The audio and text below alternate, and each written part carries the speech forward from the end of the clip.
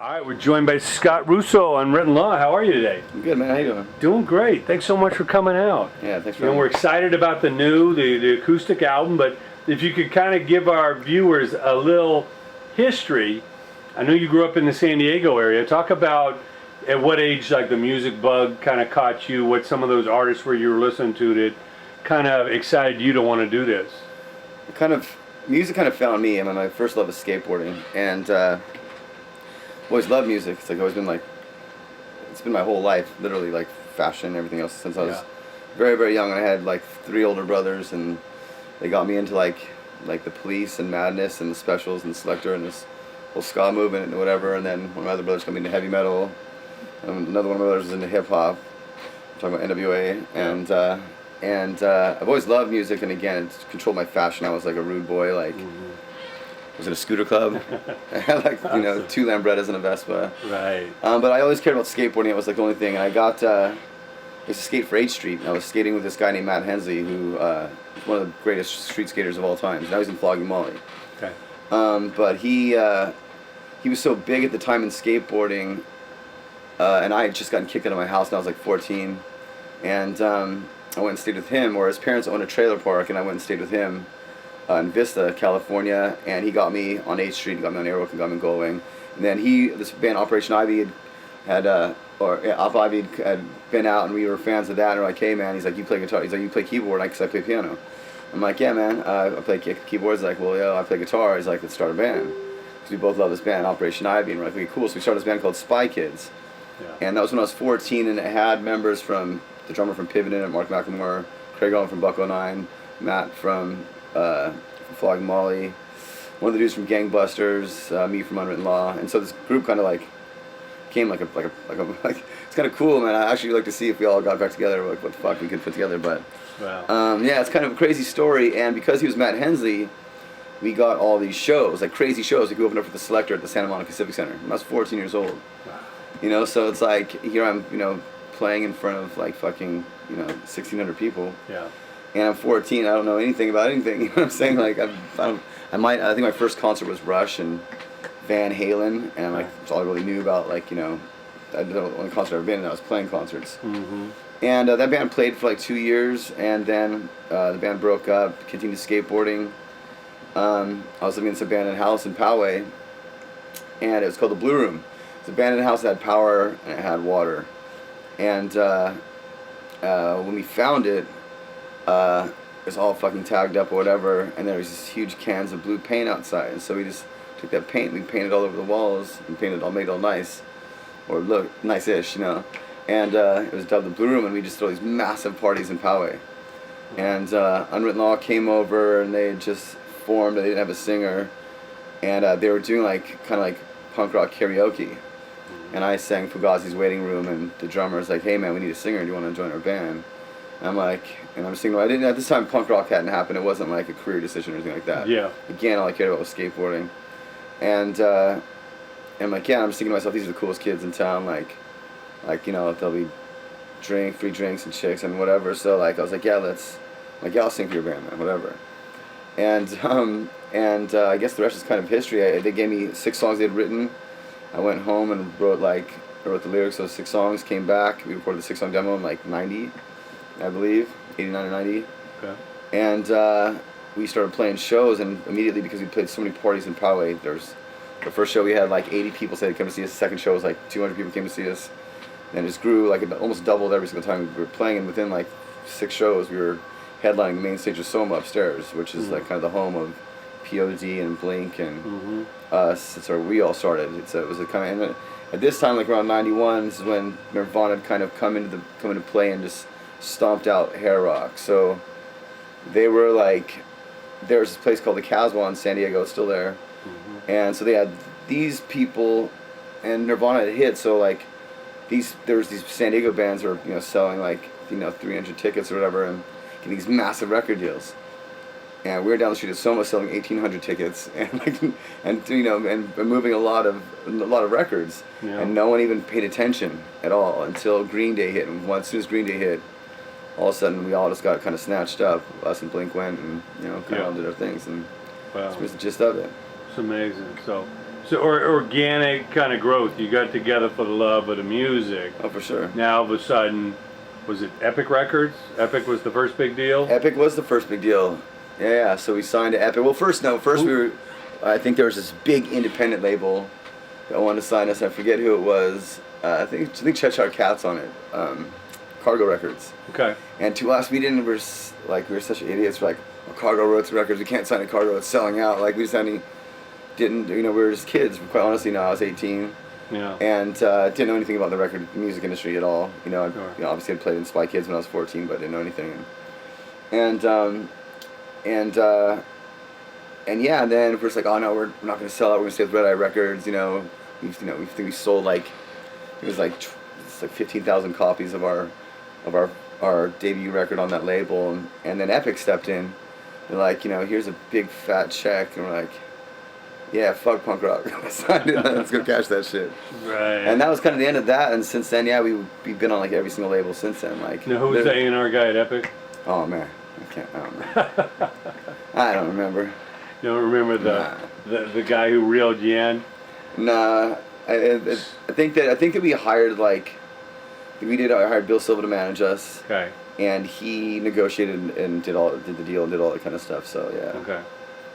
And then I know you had a stint on Interscope. Yeah, I did 2 records on Interscope. Yeah. Now, what was that like working over there? Because obviously there was, a lot happening at that company. I think that we were a little fish in a big pond. Okay. They did Tom Wally. Was that Interscope? Yeah, Tom Wally. Was he an Interscope then? Yeah. Yeah. So Tom Wally was great. He chose Seeing Red to be the single, which I would have never chose because it didn't fit the normal song structure. Most songs are verse, chorus, bridge, chorus, exit, whatever. And this song is verse, chorus, verse, done. And so it's like it didn't I don't see it. Like he goes, it's a song. And sure enough, that song went to #1 for 4 weeks, and we ended up doing a second record with Interscope after that. Nothing. I think the key to our longevity is that we never got so big that we're just all up in everyone's grill, and we've always kind of stayed true to ourselves. But yeah, after that we went to went to Atlantic Records after there. Okay. And then we think we signed one other record deal, and then went to Suburban Noise, and and here we are. Yeah. At Cybertracks, yeah. Cool. Seeing it full circle. Obviously, you've seen the run of the mill as far as the record company politics and all that. But it must have been also exciting back then because you had, a lot of cool radio stations looking for alternative music, and you had MTV and all that. We're kind of missing that now. That MTV was a huge force. Yeah, it was. I grew up watching MTV, and then I couldn't watch it anymore. It was all like TV shows. So. Yeah, it's crazy. Yeah, it is crazy. Yeah, how they got rid of all that is amazing. Right. So now talk about Seeing Red as far as lyrically when you're writing the song, even though you didn't think it was necessarily a hit. What do you think it is about the lyrics and that tune that is so powerful? I think it's more of a dynamic thing that makes the song so strong. It just has very small, tight verses, and the choruses they lift right out. Mm-hmm. So it's kind of like, I'm not comparing myself to Kurt by any means, but it's like, Teen Spirit is very, so when the chorus comes, it's just fucking, whatever. Yeah. And that's kind of what Seeing Red is. But lyrically, it comes from, I wrote it about what I thought my ex-wife thought about me, because I wasn't a good husband, mm-hmm. and so I wrote it from her perspective, looking at me, quite honestly, and I guess when I'm singing it sounds like I'm singing to someone else, but the truth be known is that it's actually my vision from of her looking at me, her perspective. Yeah. Amazing. So so that's what the song's about. Yeah. And how about Save Me, Wake Up Call? What is that one all about? That's pretty self-explanatory. It's just, we all have our vices, you know what I'm saying? Mm-hmm. And basically you just can't save me, you know what I'm saying? Like, I'm going to do what I'm going to do anyways, there's nothing anyone can really do to change how I operate, for sure. Yeah. Now, over the years, you've seen a lot of craziness, I'm sure, out on the road, especially. and you probably lost some friends along the way. You know, what were some of those life lessons you learned to realize that you got to kind of keep things in balance, or you might be a Kurt Cobain or one of these casualties? That's just, I mean, you kind of answered the question you said in itself. It's like, you just gotta, we were fucking gnarly, man. I mean, we were like the broke Motley Crue, you know what I'm saying? Like, we just would, there's just a path of destruction behind us everywhere. And that's kind of one of the things, you know, as a 43-year-old father of 3 now, that I wish I would have eased out. But back, you gotta imagine, like, I was 18, had a fucking shitload of money. Mm-hmm. And when I was the singer in a punk rock band, so thinking I'm gonna be the fucking next big thing, or whatever. We were just dicks, you know, straight up. We were bad. You know, we weren't bad humans by any means, but I'm quite sure we weren't easy to work You were with. imbalanced. Yeah, we were just, hearts were in the right places, but we definitely left a path of destruction behind us for sure. Yeah. If it's not beating up each other on stage, we beat up bouncers. You know, we had incite riots. We were fucking gnarly, you know? We were crazy. Wow, amazing. Now, I know at one point you did the Music in High Places show and filmed up in Yellowstone. Yeah? Talk about that experience. I know that came out on a DVD and all that. Yeah, that was, it was meant to be just a show on MTV. It was a show on MTV. Mm-hmm. And we got in good with the directors, and when we were out there, it was funny because, like, the Deftones got to go to, like, Hawaii, and, like, Sugar Ray got to go to Bali. And I fucking hate camping. You know what I'm saying? And they put us, they like, oh, we're going to put you out with, you're going to stay in tents in Yellowstone. We're not tents, but teepees and shit. And I was like, dude, like, I don't want to be part of the food chain. You know what I'm saying? I don't want to be part of Bears. Fucking, you know, like, whatever. And I'm like, okay, cool. Yeah, we're stoked. Obviously, we're honored. We went and did it. And everyone loved it so much that we ended up talking to the directors into giving us the masters of it to put out a record. And they did. It was a really great experience. A lot better than I thought, premeditatedly going into it. I thought it was going to be. I don't know what I was expecting, but it turned out to be a great thing for all of us. And, you know, we had a record come out of it. It was pretty fun. And we had actually, you know, I guess the Rest of My Life was on that too, so I had a top 20 single on it. Yeah. As well. But yeah, we didn't expect it to be a record. That actual record got us the deal with Atlantic too. So it's like, once we had that record in our, you know, the live record, and the DVD came with it, you know, we gave it to Epic or Atlantic Records. Yeah. Mm-hmm. They put it out. That's cool. Yeah. So it kind of brings us full circle, being able to do these songs acoustically, kind of in nature, so to speak. You know, talk about the latest record, and, you know, being able to kind of strip some of the songs down and do them acoustically. Yeah, well, I mean, that's the difference. Is I think that fans are all expecting, like, Music in High Places Part 2, and that's just not what I did. I didn't do that at all. We went in to go do this record. I went in to go do this record as kind of like a piece to buy time, so I could put things together. Wade was rejoining the band, and we were getting clean, and crazy shit was going on.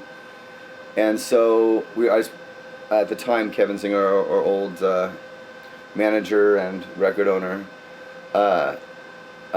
he wanted me to go and just do a song like 13 songs, just me playing guitar and singing.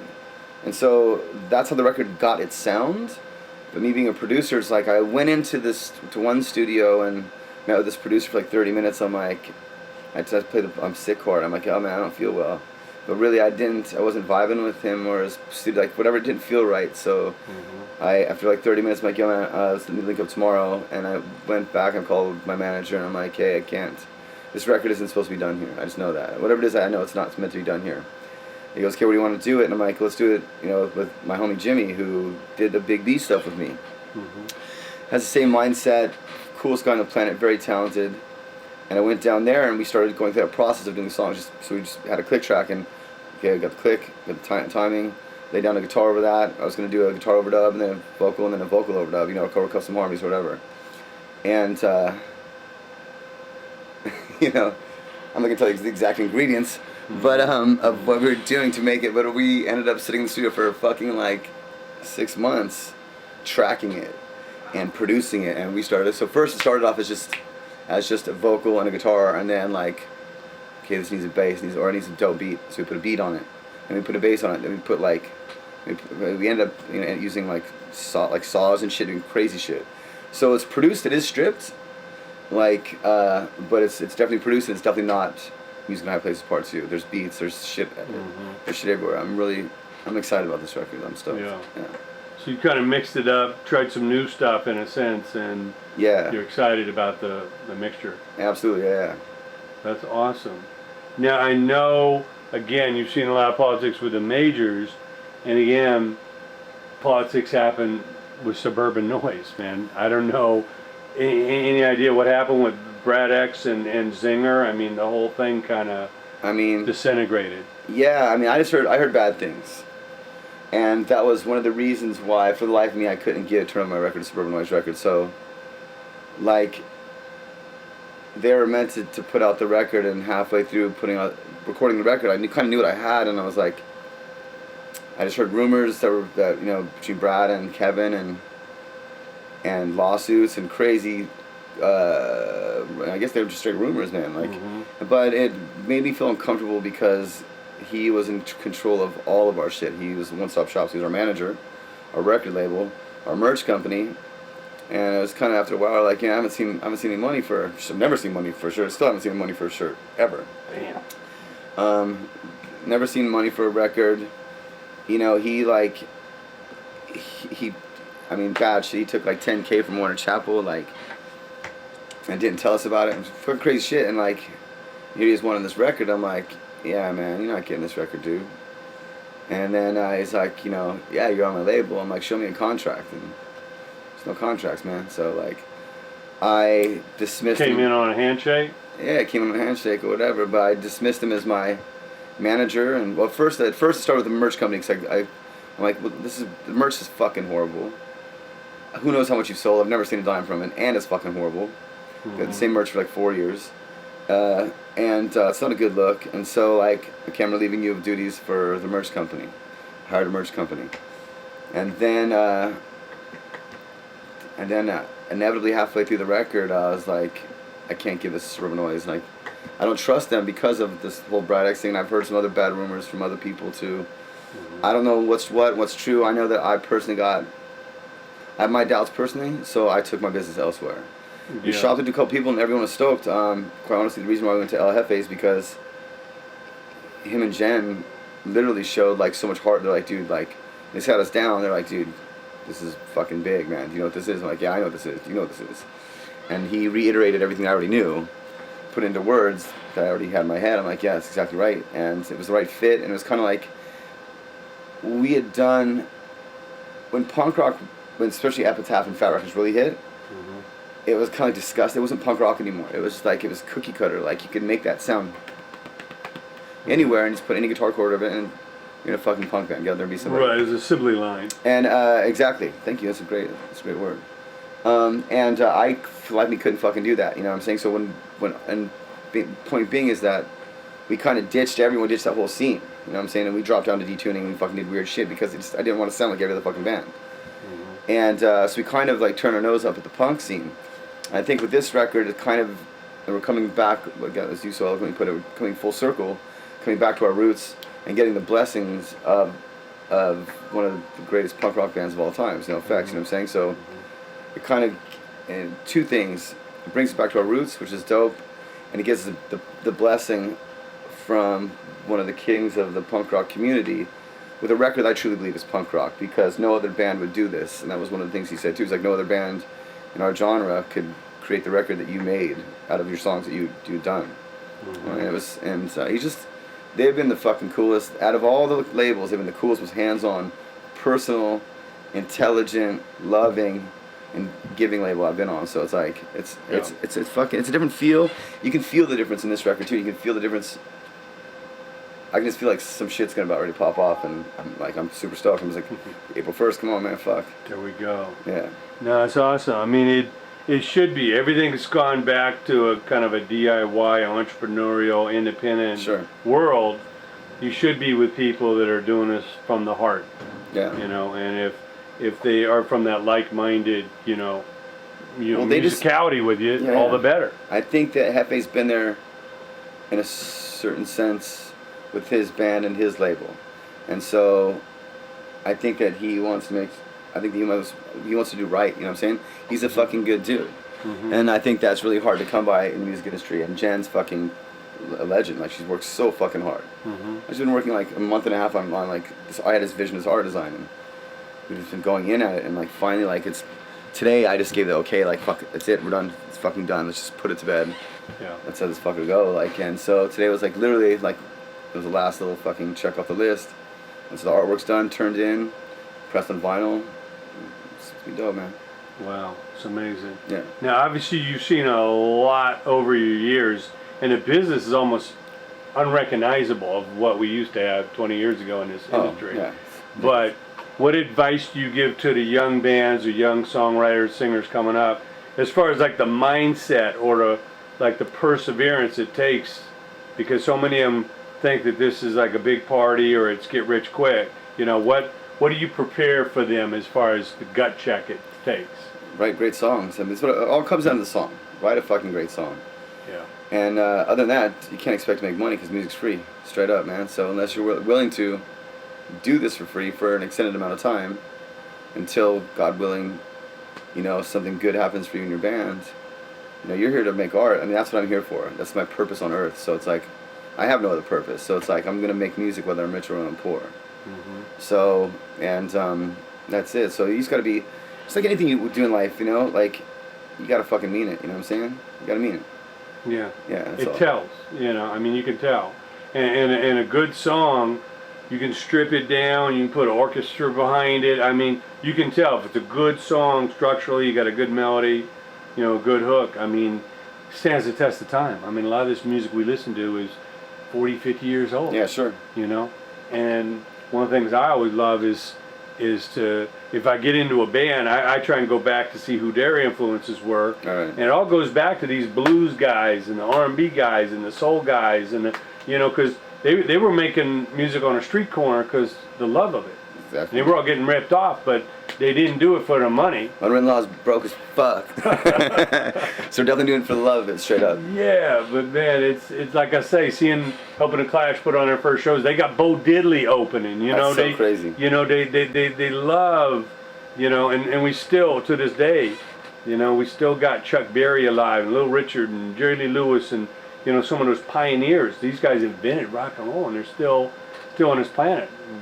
Well past the Bowies and the Lemmys and Sure. all these other guys that have passed. I mean, all the Ramones are gone. I mean, it's crazy, you know, how much these guys that started it all are still here. Yeah. So I always say, and it's one of the things we're talking about with IES and the Rock Honors, is we like to pay tribute to the trailblazers, because in a lot of cases, these new young dudes look at these guys like, yeah, who's that old black guy? They don't know. This guy. If it wasn't for that guy. Yeah. This guy was the heroes of the Rolling Stones and the Beatles and all these bands. Yeah, for sure. You know, so it's really talking about full circle. That's the shit right there. But what's next on the list? Obviously, it's all about this album right now. I know it's kind of early to look like at what the next step is, but you know, what keeps you inspired to write great songs? And what would you like to accomplish? I'm inspired by writing music just because I love finishing the puzzle. Like, I love writing songs, and I love producing them, and I love finishing the puzzle when it's done. Like, I will produce and rewrite things fucking over, and like 9 times in a row. Like, Save Me, for instance, had 9 choruses on it before we got to You Can't Save Me. For me, it's truly the love of completing a project, and especially like when you get done with a song, you're stoked, and when you get done with a full record, it's like it's the most gratifying feeling on the planet, quite honestly. As for me and Unwritten Law, we're gonna put out this record April 1st on Cybertracks, and then we're scheduled to hit the studio before December to record another full-length distorted record. I will have in between then, hopefully, my solo record done and out. Then I have a project with Danny Way for the greatest skateboarder on the planet, jumped the Great Wall of China on a skateboard, 360 to actually do that. Him and I have a project. We have all these guest rappers on it: Swayze, Mod Sun, Eddie Rap Life, Del the Funky Homo Sapien. And so we have this project, and that should be out in summertime too. And yeah, so I just have music coming out, and that's kind of it. It's amazing. So you got the solo, you got the band, you have these new Projects, yeah, collabos. Yeah. We love it. Scott, thanks so much for coming out. We Cool. appreciate it. We're going to spread the word on the new album. And Thank you, man. can't wait to see you on the road. Fuck yeah.